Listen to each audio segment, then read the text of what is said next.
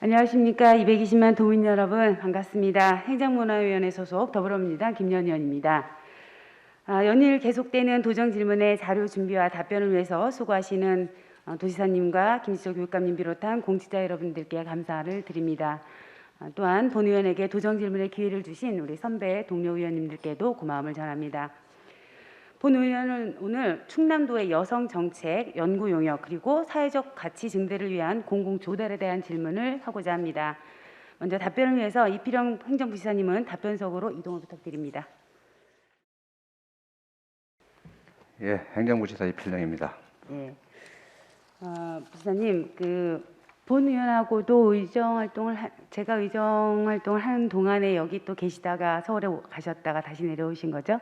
예, 그렇습니다. 예, 그래서 제가 어떤 분야에 관심을 많이 가지고 있는지에 대해서는 잘 알고 계시리라는 생각이 듭니다. 먼저 본 의원은 그동안 충남도 여성 정책에 대해서 많은 관심을 가지고 의정 활동을 해왔습니다. 특히 충남도의 성격차 지수가 매년 최하위 등급을 벗어나고 있지 못하기 때문에 그 하위 등급을 벗어나기 위한 여러 가지 노력을 그동안 해왔습니다.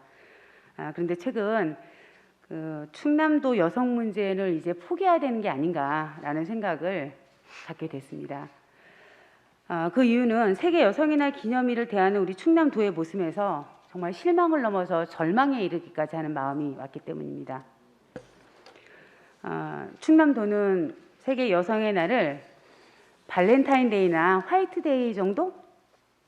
이런 정도 수준으로 생각하는 것 같습니다. 아니, 그보다도 더 못한 날인 것 같습니다. 여성의 날을 법정 기념일로 정한 지가 몇 년인지 아십니까? 저희는 2018년도로 알고 있습니다. 네, 맞습니다. 2018년에 법정 기념일로 제정이 됐습니다. 자, 그 이후로 지금 3년이 지났습니다. 그렇죠? 예. 3년이 지났는데 우리 충남도하고 교육청 그리고 여러 가지 산학 우리 기관에서 달력들 많이 만들죠. 예. 그렇죠? 예. 근데 그 달력에 여성의 날을 기록한 거를 보셨나요, 혹시? 3월 8일에? 제가 그 부분을 확인을 했는데 저희가 6군데에서 달력을 제작을 했던데 그 표기가 안 되는 거로 제가 얘기 들었습니다. 네, 맞습니다. 전체가 우리 이제 교육청까지 포함한다면 그리고 충남도의회까지 한다면 9군데예요. 9군데인데 의원인 저로서도 참 부끄럽지만 충남도의회에서 만들어낸 달력에 역시도 표기되어 있지 않습니다. 한 군데 있는 데는 우리 충남교육청의 민주시민교육과에서 만들어낸 달력에는 표시가 되어 있습니다. 자, 충남도가 어떻게 해서 성격차 지수가 매년 최하위 등급을 벗어나지 못하는지 이해가 되십니까? 의원님 말씀하신 대로 우리 도가 우리 충남이 지금 8년 연속이라고 제가 얘기를 들었습니다. 8년 연속 레벨 4인데 좀 안타깝게 생각하고 저희들도 참 이 부분을 하여튼 시급히 개선해야 될 거라고 생각하는데 여러 가지 전체적인 지수에서 저희들이 지금 다 안 좋더라고요. 그래서 가족 분야만 좀 빼놓고는 그래서 이 부분에 대해서 중점적으로 저희 이제 개선 대책을 마련을 해서 적극적으로 추진해 나가야 된다고 생각합니다. 지금 비상대책을 만들겠다 이런 얘기 하셨는데 사실 이러저러한 이야기들 속에서 여성 정책에 대한 이야기가 중심으로 들어오기 시작한 지는 굉장히 오래됐어요. 그럼에도 불구하고 우리 충남도의 10년 내지는 20년 2020년, 21년이죠. 21년에 전략과제나 이런 데에는 여성에 대한 키워드를 쳐도 나오는 게 없어요. 그만큼 차지하는 비중도 굉장히 낮다라는 거죠. 자, 관련해서 한번 3월 8일 날 있었던 제13회 세계 여성의 날을 기념하는 전국의 행사를 한번 보시겠습니까? 제가 거기 있는 포스터만 잠깐 갖고 왔어요. 먼저 경기 여성대회입니다. 경기도에서 지원하는 거죠. 자, 지금 저런 내용들로서 진행을 하고 있고요. 자, 그 옆에 보면 제주 지역에 있는 여성대회입니다. 역시 제주도에서 지원을 하고 있습니다. 돌봄 독박에 대한 토론회도 진행을 했고요. 자, 다음을 보시면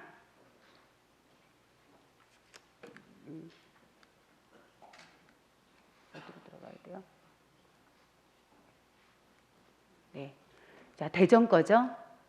그다음에 전북도 한번 보세요. 어떤 일들을 했는지. 자, 대구입니다. 옆에 거는 경남이고요. 광주. 민주노총에서 했지만 어쨌든 그다음에 경남 여성단체 역시 했고 김경수 지사 역시 저런 이벤트와 함께 화해 농가에서 함께 꽃을 파는 이런 활동도 했습니다. 수원입니다.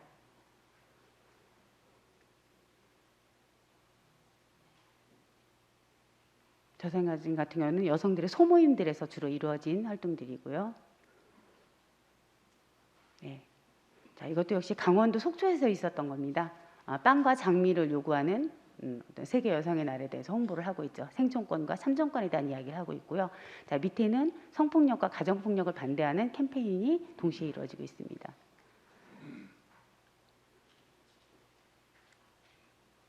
자, 마산 역시 창원 여성 친화도시 참여단들인데 빵과 장미 이런 것들과 더불어서 시 필사를 했고 38 플라워 챌린지도 진행을 했습니다. 또 양성평등의 가로세로 낱말 퀴즈 맞추기도 했었고 여성 독립운동가의 양성평등 콘텐츠도 공모전을 실시를 했습니다. 또한 작품 전시회도 했고요. 어느 날 갑자기 급조된 사업들이 아니라 오랜 기간 동안 함께 준비해왔던 사업이라는 것을 아실 수 있을 것입니다.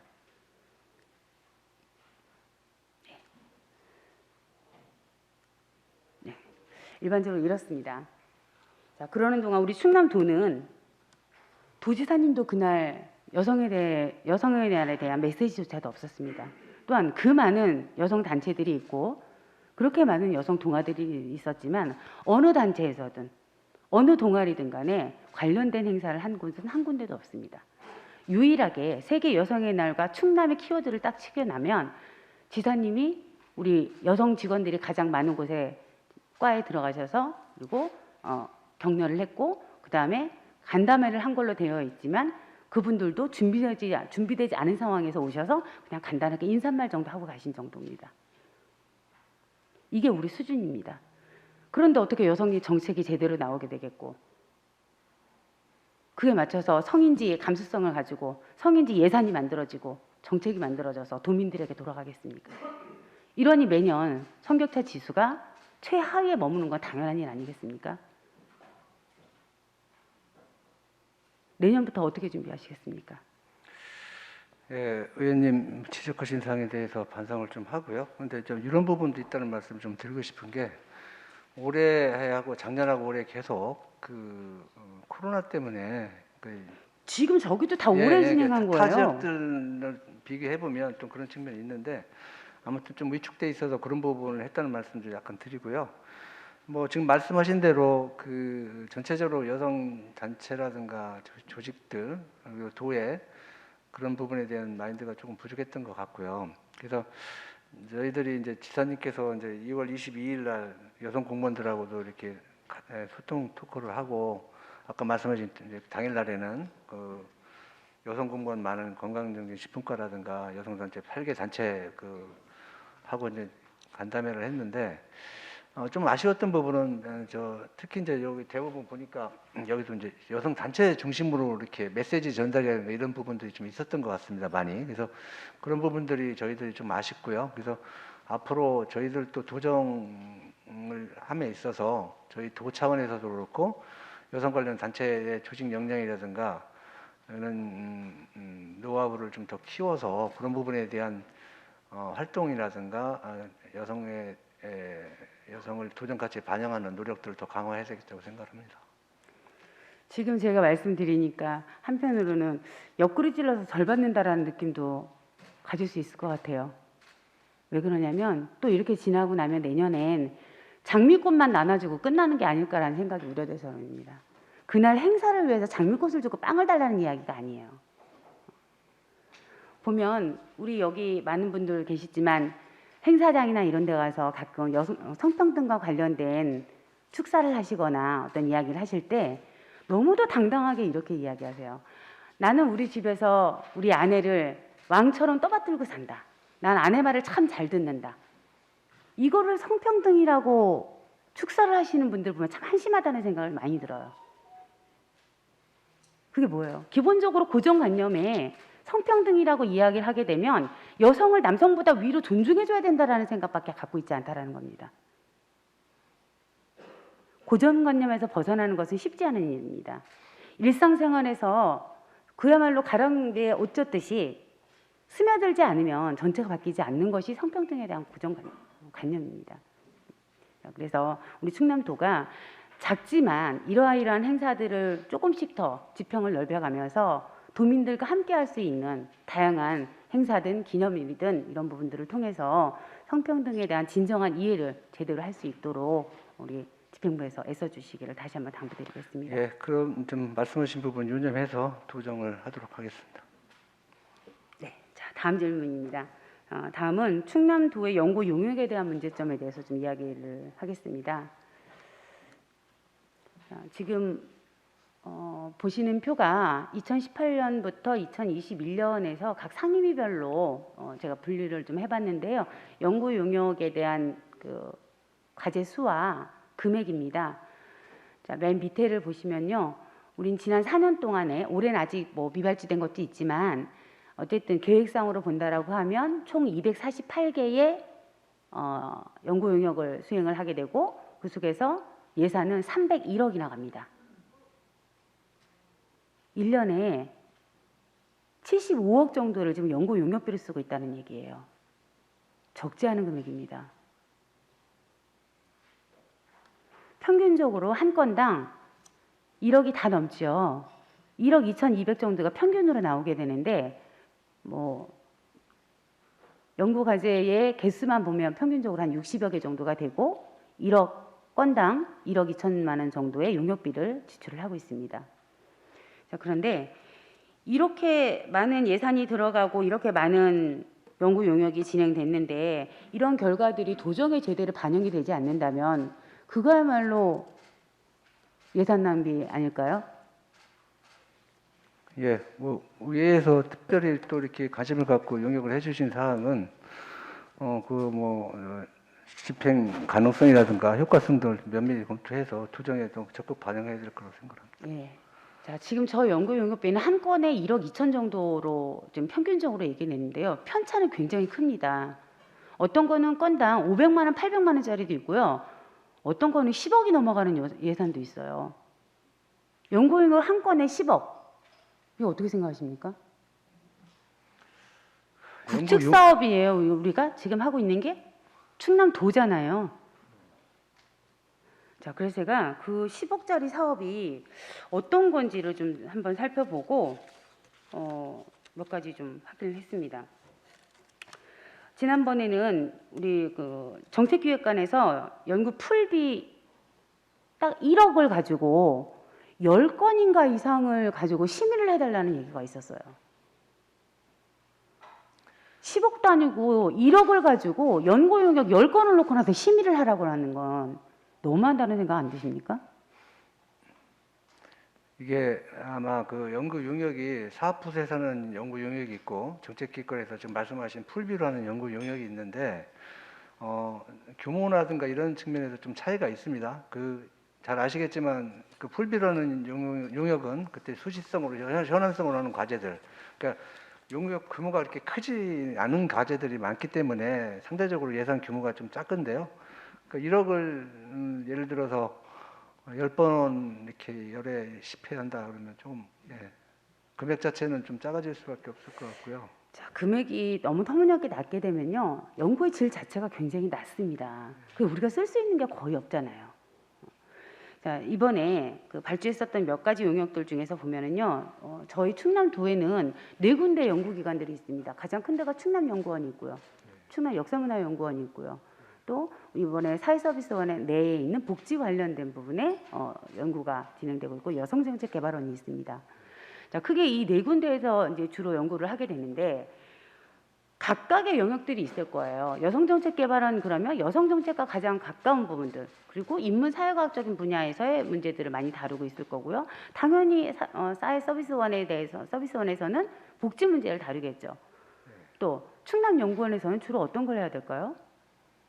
충남연구원은 우리 도의 종합연구원이기 때문에 그 범위가 상당히 넓습니다. 그러니까 우리 도의 각 사업 시국에서는 분야를 다 커버하신다고 생각하시면 될 것 같고요. 자, 그런 부분이 있는데요. 예. 연구원이 아무리 많다 하더라도 모든 연구를 다 거기서 커버할 수는 없어요. 그렇습니다. 그럼 때로는 관련된 전문 특히나 복지나 이런 부분들과 관련해서 여성 정책과 관련해서는 거기에는 그거와 관련된 전공자가 없어요. 또한 사업 수행도 하고 있지 않은 부서이기 때문에 도민들이 내지는 사업 당사자가 그러니까 그 대상들이 체감하고 있는 것에 대한 느낌들이 별로 없습니다. 그럼에도 불구하고 그 연구를 수행하는 경우가 굉장히 많아요. 이번에 이런 비전문적인 그 연구기관에서 맡았었던 것 중에 가장 큰 게 여성가족 프라자 기본계획 및 타당성 연구입니다. 이 연구는 어디로 가서 연구가 수행이 되어졌을까요? 제가 알기로는 충남연구원에서 수행한 걸로 알고 있습니다. 예, 충남연구원에서 했는데 이 연구는 성격상 사실 여성정책개발원에서 수행을 했어야 돼요. 왜냐하면 충남 프라자라고 하는 것이 충남 도민들의 여성 경제 활동이나 사회적 활동들에 대해서 지원하고 어떤 새롭게 만들어진 사업이나 이런 부분들을 인큐베이팅하고 하는 역할들을 해야 돼요. 근데 그 역할을 그동안 누가 해왔냐? 여성정책개발원에서 해왔습니다. 그래서 충남 도내에 있는 여성 단체, 동아리, 소모임 각각의 네트워크라든지 이런 구성들을 거기만큼 잘 알고 있는 데가 없어요. 그런데 이 연구를 충남연구원에서 했단 말입니다. 자, 그러다 보니까 결과가 어떻게 나왔겠어요? 중간보고와 처음에 착수보고 때 여러 사람들이 몇 가지의 문제점들을 제시를 했어요. 이 정도로 가면 너무 협소하게 준비가 되는 거기 때문에 문제가 좀 있다. 그러니 좀 더 깊이 있게 좀 파악해달라고 얘기를 했더니 거의 반영을 못해요. 왜? 현장을 모르니까. 그렇지 않겠습니까? 근데 왜 자꾸 그런 연구를 거기다 맡기는 거죠? 충남연구원에는? 아마 그 건은 제가 보고를 받았습니다, 의원님. 근데 우리 얘기를 들어보니까 이제 가족 플라자 그러니까 하드웨어적인 시설을 설치하는 영역이다 보니까 어떻게 할 거냐? 그거를 이제 여러 가지 사회되는 그 BC 분석, 설계, 건축 이런 부분들에 대한 전문성이 좀 있어야 된다 해서 그 경험이라든가 인력이 좀 있는 그 충남연구원에서 1차적으로 했다는 말씀을 들었는데 그래서 제가 말씀드릴게요. 지금 의원님이 말씀하신 부분에 저도 충분히 공감이 가거든요. 그래서 여성 아니 아까요. 단체나 이런 BC 부분 분석 말씀하셨고 예, 예. 그다음에 MPV나 IRR 분석 말씀하셨잖아요. 예. 이 세 가지 다 뭐예요? 기본적으로 자본을 투여를 하고 나서 거기서 생기는 수익률을 보는 거잖아요. 그죠? 그러니까 그래서 수익률하고 투자율을 더불어서 할인율까지 같이 보는 거잖아요. 그러면 예. 거기를 이용하는 사람들이 어떤 분야에서 어떤 금액을 사용하느냐를 잘 알아야 돼요. 그래서요 제 생각은요, 의원님 그 충남연구원이 그런 이제 전문성이 있고 노하우가 있다면 그쪽하고 여성정책개발이나 이런 여성 관련 전문 연구원하고 같이 코업을 했으면 그런 부분 현장과 그런 부분에 대한 노하우 이런 것이 접목돼 가지고 더 좋은 결과가 났지 않았을까 하는 아쉬움을 좀 갖고는 있습니다. 그래서 이거 가지고 타당성 영역 이거 해가지고 이게 됐나요? 기본 계획을 이제 일단 완료한 거로 수립한 거로 제가 보기에는요 그 연구는 절대로 타당성을 확보하지 못했어요. 다른 지역에 있는 여성가족 프라자 내지는 여성가족 회 이런 거 등등 해가지고 몇 가지를 갖다 놨는데 거의 갖다가 그냥 붙여놓은 거 외에는 없어요. 새롭게 우리가 그쪽에서 뭘 하려고 하는지 앞으로 여성정책이나 내지는 충남 도민의 여성들이 어떠한 방향으로 발전하려고 하는지는 발전 계획 속에서 만들어진 프로그램은 하나도 관여되어 있지 않습니다. 그러다 보니까 거기에 맞는 투입성이 나와요? 안 나오죠. 그러고 나서 결과가 뭐라고 쓰였냐면 BC 분석 안 나옴. 그다음에 두 가지는 나오고 한 가지는 안 나오는 한 가지만 나오고 두 가지는 충족하지 못했어요. 그러다 보니까 충분하게 결과가 뭐라고 써 있냐면 충분하게 타당성을 확보하지는 못했지만 뭐뭐뭐뭐 하다 이렇게 썼어요. 타당성을 확보하지도 못할 거면서 타당성 연구 요용을 왜 합니까? 있는 그대로 해가지고 이게 타당성이 있는지 없는지를 확인하는 문제가 아니라 타당성을 확보를 하려고 내가 지금 만드는 거잖아요. 그럼 그것이 타당하게끔 내용을 채워 넣어야 되잖아요. 근데 내용을 지금 채워넣지 못하고 있지 않습니까? 근데 연구 다 끝나고 나가지고 타당성이 3가지 정도로 분석을 했는데 한 가지는 충족하고 2가지는 충족하지 못한다. 그래서 뭐 어떡하라고요? 안 나왔으니까 하지 말라고? 그것도 아니잖아요, 지금. 매번 그래요. 제가 작년 올해 해가지고 연구 영역에 관련된 중간보고하고 최종보고회나 이런 데 거의 빠지지 않고 가고 있습니다. 그런데 일관성이 거의 없어요. 한 번 얘기됐다가 중간에 최종 보고가 되기 전에 중간 보고를 하거나 처음에 착수 보고 진행할 때 몇 가지 언지를 주게 되면 방향이 확확 틀려요. 그거 왜 그럴까요? 그거에 대한 전문성이 없는 사람들이 와서 그 일을 하기 때문에 바뀌는 거예요. 이런 비전문적인 분야에 맡기지 마세요. 이거는 집행부의 문제 말고도 의회, 제가 의원님들께도 드리는 말씀입니다. 우리도 의회에서 용역을 해요. 그죠? 그런데 2천만 원 이하기 때문에 수의 계약이 가능합니다. 그러다 보니까 내가 알고 있는 어떤 사람들에게 그 연구를 그냥 맡기는 경우가 있어요. 그렇게 진행해서는 절대로 안 됩니다. 돈 1,000만 원, 2천만 원이 장난이 아니잖아요. 앞으로는 그럼 이런 문제를 해결하려면 어떻게 하셔야 되겠어요? 지금 말씀하신 대로 그 연구 용역을 하려면 그 업무를 최고 잘할 수 있는 기관이 하는 게 우선 중요하다고 생각을 하고요. 한 기관이 그거를 전문적으로 하는데 한계가 있다 그러면 협력, 코업을 하는 방법도 좋은 방법이라 생각을 해서 연구 용역 성격에 따라서 그런 부분을 좀 가미해서 융통성 있게 연구 용역을 하도록 하겠습니다. 그래서 우리가 그 연구원에 우리 그 정규직에 있는 박사가 아니라도 연구원이 아니라 하더라도 외부에서 같이 들어와 가지고 하는 경우 많이 있잖아요. 네. 그런데 왜 그런 부분들을 같이 안 하는지 저는 이해가 되지 않습니다. 내 전공 분야가 아닌 걸 맡았다라고 하면 그거 관련된 전공자를 데려와서라도 해야 될 거 아니에요. 근데 그렇게 하고 있지 않다라는 겁니다. 이건 뭐냐? 결국은 관성에 젖어 있는 연구 태도예요. 제가 얼마나 한심한 연구도 받는지 아십니까?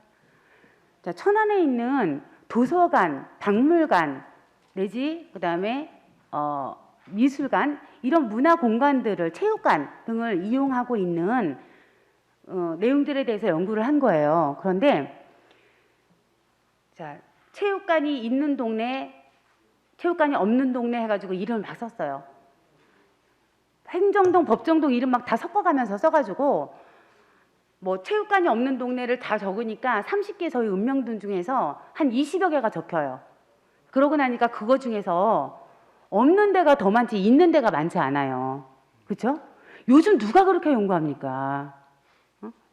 예를 들어 도서관이라고 하면 이 도서관에는 어떤 거리에 있는 사람들이 얼마만큼 여기를 자주 오는지, 그래서 거리상으로 그리고 이용자들에 따라서 읍면동별로 갖다 놓는 것이 아니라 사람들이 주로 이용자들이 어떤 사람들이 어디를 위한 이용하는지를 봐서 가장 적절하다라고 평가되어지는 곳에다가 도서관을 짓든 박물관을 짓든 해야 될 거 아닙니까? 근데 그런 연구를 해가지고 그것을 버젓이 팜플렛을 만들어가지고 집으로 보냈어요. 저 보고 깜짝 놀랐습니다. 이게 어디서 온 건가 봤더니 충남연구원이에요. 충남연구원은요, 우리 충남 도내 연구기관의 브레인들이에요, 다. 어떻게 그런 연구를 할 생각을 했죠? 요즘 빅데이터 얘기 그렇게 해가면서 어떻게 그런 분석을 한 번도 안 하고.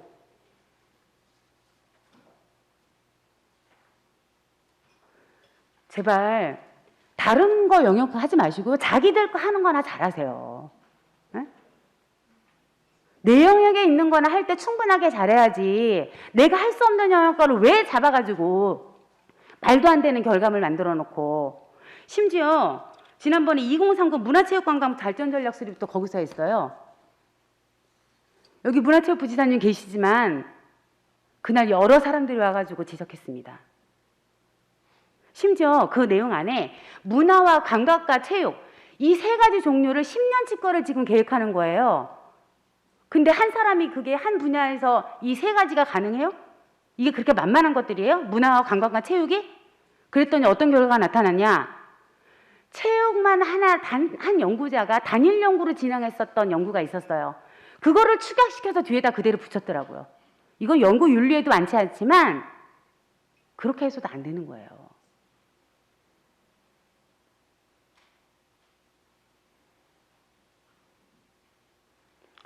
자기 분야가 아닌 부분들에 대해서는 발주하는 부분으로 저는 자제해 주셨으면 좋겠다라는 말씀 드립니다. 예, 하여튼 의원님 지적하신 내용 충분히 이해를 했고요. 그런 부분들이 반영돼서 연구가 될 수 있도록 하도록 하겠습니다. 네. 자, 다음 거 보겠습니다. 자, 다음은요. 내용이 좀 비슷비슷해요. 중복성이 있는데 그래서 저는 이거는 예상 낭비가 좀 되고 있다라는 생각이 드는데 한번 보실게요. 자, 이게 지금 시외버스 경영수지 분석하고 운송 원가를 검증한 거예요. 옆에 거는 다른 연구인데 대중교통 운영자에 대한 경영 및 서비스 평가 저거 비슷한 내용들 아닌가요? 연구 목적을 지금 보면 둘 다 뭐예요? 제대로 된 운영 관리들을 통해서 제대로 된 운임을 자료를 만들어서 지원을 제대로 해내보자 이런 거잖아요. 그렇죠? 근데 하나는 시외버스 5개 회사만 했고 다른 데는 도내 46개 시외, 시내, 농어촌 버스 회사, 여객터미널 이거까지 다 했어요. 근데 연구비는 어떻게 돼요? 비슷해요. 비슷한 뭐 한 800만 원 정도 차이 나네요. 이제 100단위나 1000단위 정도는요. 연구비에서 뭐 차이 난다 이런 얘기도 안 합니다. 여기에 의원님 잠깐 설명을 좀 드리도록 하겠습니다. 아니 잠깐 또 보세요. 자 여기요. 자 여기도 보세요. 되게 유사한 것 같아요. 똑같죠? 자 도내 시외버스 5개 회사고 이쪽은 도내 그 시내 농어촌 버스 18개 회사를 냈어요. 내용은 다르다 할지라도 일단 연구 범위가 굉장히 넓어요. 하나는. 왼쪽 거는 5개 회사를 진행하는데 9,700만 원을 줬는데 18개 회사를 하고 있는 데는 2,800만 원밖에 안 줬어요. 요게 어떻게 되는 거예요? 이게 예를 들면 지금 잠깐 설명을 올리겠습니다. 왼쪽 그 서비스 시외버스 경영수지 분석 및 운송 원가 검증 용역은 그 시외버스가 그 사실 비수익 구간들이 많습니다. 그 보편적 서비스 차원에서 운행을 하지만 그런 비수익 구간에 아니 대해서 저는 내용을 얘기하는 게 아니고요. 그리고 용역비하고의 관계를 보는 거예요. 그리고 연구 범위 내에서 연구 방법들 한번 보시라고요. 차이가 있는지. 금액 차이가 납니다. 금액 차이가 나는데 왼쪽 거는 직접 거기에 따른 이제 회계 실사, 재무제표 이런 부분을 직접 연구 똑같아요. 용역 좀 양쪽에 보세요. 운송 원가 회계실사, 운송 원가 회계실사, 표준 재무제표, 표준 재무제표. 그러니까 연구 내용 비슷한데요. 그 왼쪽 그 용역은 용역사가 직접 그걸 다 자료 분석하고 검증을 하는 용역이 되겠고요. 오른쪽 거는 그 1차적으로는 그 관계 그 버스 회사가 1차적으로 자료 제출을 내고 용역 수행사는 그걸 검증하는 업무에 용역에 하나에서 용역을 하기 때문에 그 난이도라든가 범위의 차이가 있어서 금액 차이가 좀 발생을 한 겁니다. 그 차이가 좀 있다는 말씀을 좀 드리겠습니다. 그러면은 이쪽에 자 왼쪽에 있는 거는 실제 연구를 해서 분석한 거고 오른쪽에 있는 거는 분석한 거를 맞았는지 틀렸는지 검증한 거라는 얘기인 거예요? 그러니까 그 차이가 조금 있습니다. 직접 용역사의 연구 범위가 용역 범위가 좀 다르다는 겁니다. 예. 그 차이가 있어도 이렇게 가액 차이가 좀 나더라고요. 그 부분은. 그건 자세한 건 별도로 한번 설명을 납득하기 좀 어렵고요. 자, 밑에 또 하겠습니다. 보시겠습니다. 여기도 보면요. 2018년도, 19년도, 20년도 똑같은 연구예요. 저게. 무형문화재 기록화 모니터링 연구거든요. 18년하고 19년에는 다 1억 천 정도에서 했어요. 근데 20년에 갑자기 2억 4천으로 뛴 거예요. 아, 저 부분은 이제 그 무형문화재 우리 도에 55종이 있는데 현재 그거를 연차적으로 기록화시키고 모니터링하는 사업이 되겠습니다. 그런데 2020년도에 용역비가 뛴 것은 영상화 작업을 추가를 했답니다. 작년부터. 그래서 그 부분에 대한 용역비가 늘어나서 그 금액이 좀 올라간 겁니다. 영상 작업이요? 영상 작업 연구는 또 있어요. 작업. 저거 말고도요. 예? 영상 작업 또 있다고요. 제가 지금 여기다 적진 않았는데요. 요 차이는 이거 말고 차이는 그 차이라고. DB화 시킨다라고 해서 다시 또 비슷한 유사한 연구가 또 있어요. 제가 그거 확인을 해봤더니 저 담당 부서 그렇게 얘기를 보시고요. 해서. 자, 이거는 화력발전소 주변 지역 기후환경 영향 연구라고 되어 있거든요. 이게 계속 연속으로 해갖고 5년씩 진행되는 거예요. 매년 하더라고요. 이게 연차 사업입니다. 계속성. 그래서 보니까 자료를 요거 이제 책이 안 와가지고 제가 19년도하고 20년도 것만 2개 분석을 했고요. 그 다음에 17년도에 있는 거는 보니까 연구를 이제 전체 연속 연구를 하려다 보니까 앞으로 이렇게 연구를 하겠다, 어떤 내용으로 분석하겠다라는 얘기들을 정리해 놓은 것 같습니다. 그래서 보니까 크게요. 저렇게 첫 번째 2017년의 계획은 이렇게 나와 있어요. 그러니까 모니터링 및 대기 모델링이라고 되어 있는데 저거는 대기 환경 정보 구축에 대한 이야기들이고요. 두 번째는 대기질을 측정하는 문제고 세 번째는 사회적 피해 비용을 평가하는 거 그리고 관련된 법제도를 분석하는 문제가 되어 있습니다. 맨 마지막에 보라색 거는 아니에요. 자, 이렇게 해서 계획을 17년도에 세웠어요. 네, 세웠는데 18년도는 어떻게 됐는지 모르겠지만 19년도에는 우회 3개는 했어요. 정상적으로. 근데 그리고 이제 맨 마지막에 법제도는 한 번 했으니까 2번 할 필요는 없겠죠. 그래서 예. 19년도에 안 했어요. 20년도 마찬가지로. 예. 그런데 사회적 피해 비용은 19년도에 한 번 하고 나서 안 했어요. 이건 왜 그랬을까요? 그거를 잠깐 말씀을 드리겠습니다.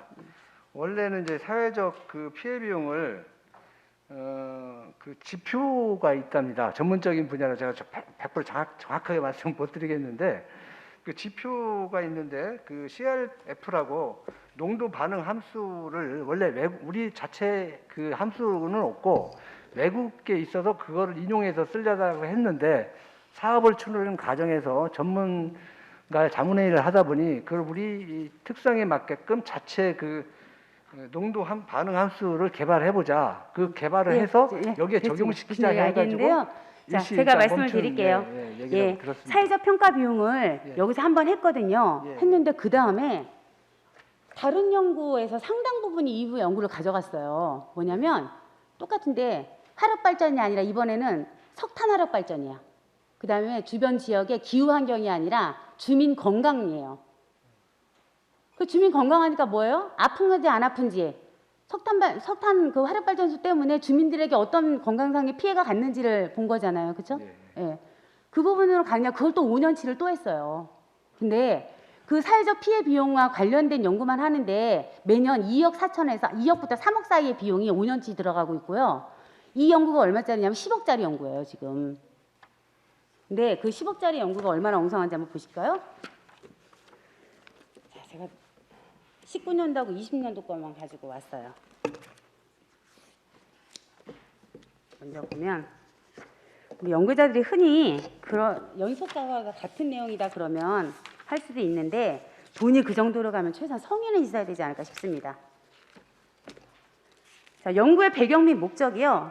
2019년도하고 20년도가 글자 하나 안 틀리고 똑같아. 네? 어떤 오류이냐? 2019년에도 뭐라고 되어 있냐면 연구 1차년, 연구 2차년에는 뭐뭐 하겠다, 연구 3차년 이후에는 뭐뭐 하겠다 써 있어요. 20년에도 똑같아. 예?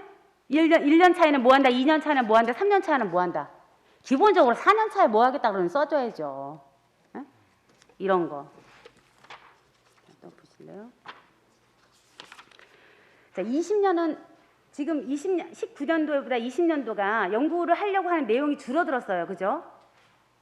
그렇습니다. 사회적 피해 비용이 빠졌으니까요. 그 평가가. 자, 그런데 그 다음에 늘어난 게 뭐가 있냐면 밑에 보면 3차 보면 생태환경 모니터링을 해요. 식물, 곤충, 포유류, 어류 이게 어느 정도씩 분포되어 있는지를 보는 건데 그 안에서 기화식물이라든지 생태 교란종에 뭐가 있는지를 찾아요.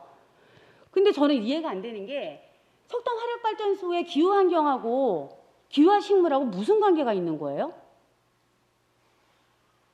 기화식물은 외국에서 날아든 이 씨앗이나 뭐 이런 게 여기 와서 어쨌든 간에 자생하고 하게 된 거잖아요. 이제 살게 된 거잖아요. 네. 근데 그거랑 기화식물은 여기 연구 대상지인 서산이라든지 여기 보령, 서천, 태안 이런 데만 당진에만 있는 게 아니에요. 전국 다 있어. 울릉도에도 있어요, 심지어. 근데 그거랑 석탄 화력발전소랑 뭔 관계가 있냐고요. 그러더니 이제 3차 때는 하나 늘은 게 뭐냐? 토양. 환경업에서 토양 수온만 하나 늘었어요. 연구 하나 추가됐죠. 아니 어떻게 이렇게 그래서 자 그러면 이 연구를 한 목적이 뭡니까? 최소한 우리 그 얘기했었어요. 지역자원 시설세 얘기하잖아요, 그죠? 지역자원 시설세 얘기하잖아요. 우리 몇 번 우리 돈 얼마 못 받아가지고 당진에 있는 사람이 화력발전소 근처에 있는 주민들이 피해를 많이 보니 국가에서 우리한테 더 지원을 해달라 이 얘기잖아요. 예. 그래서 근거를 내려고 하는 거잖아요. 근거를 내려면 얼마만큼 이 사람들이 건강상 문제가 생겼는지를 입증을 해야 돼. 그러면 화력발전소에 있는 건강 그 아파서 심장이 아픈 사람들 뭐 등등 있을 거 아니에요. 병원에 입원했던 사람들이 있던데 이 사람들과 화력발전소가 없는 곳을 두 군데를 정해서 똑같은데 이쪽에 있는 사람들이 왜 더 호흡기 질환이 많은지 이런 부분들을 분석했는데 이걸 없어, 비교표는. 그러니 이거 하나만 갖고 되겠어요? 안 되죠. 그러니까 연구 끝나고 나서 뭐라고 그러셨냐? 한계가 있었다는 거예요. 그래서 이걸 가지고 쓰는 데는 문제가 있다라고 이렇게 얘기를 끝내요. 또 그럴 것 같으면 10억짜리 연구를 왜 합니까 도대체?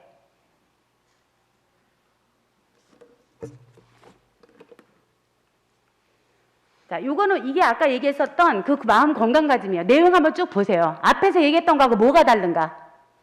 식물에 있는 거 아까 생태환경 보는 거에서는요. 취약종이 뭔지를 선정하는 거예요. 그 다음에 기후환경 정보 통합 시스템 만드는 거 그 앞에서 했던 거예요. 근데 여기서는 또 그거 갖고 이제 시범사업한대. 예? 환경 취약지역하고 비교지역, 대기질 비교하는 거 앞에 다 했던 거예요. 주변 생물의 다양성 관리 방안 살펴보고 이런 거. 그 밑에도 있죠. 사후관리 내용들이 있죠. 결국은 내용들이 앞에 거랑 뭐예요? 거의 흡사해요. 근데 어떻게 이 연구를 하나는 10억짜리 연구를 해주고 하나는 2억짜리 연구를 주냐고요. 근데 요거는 어쨌든 간에 사람에 대한 문제만 따지니까 그러다 치는데 사람의 건강 문제만 본 게 아니에요. 지금 저 내용적으로 한번 보세요. 수행 방법을.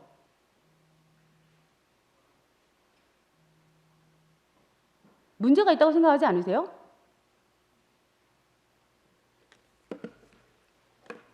시간이 많지 않아서 제가 여기에 적어온 거 일일이 다 이야기 드릴 수는 없습니다.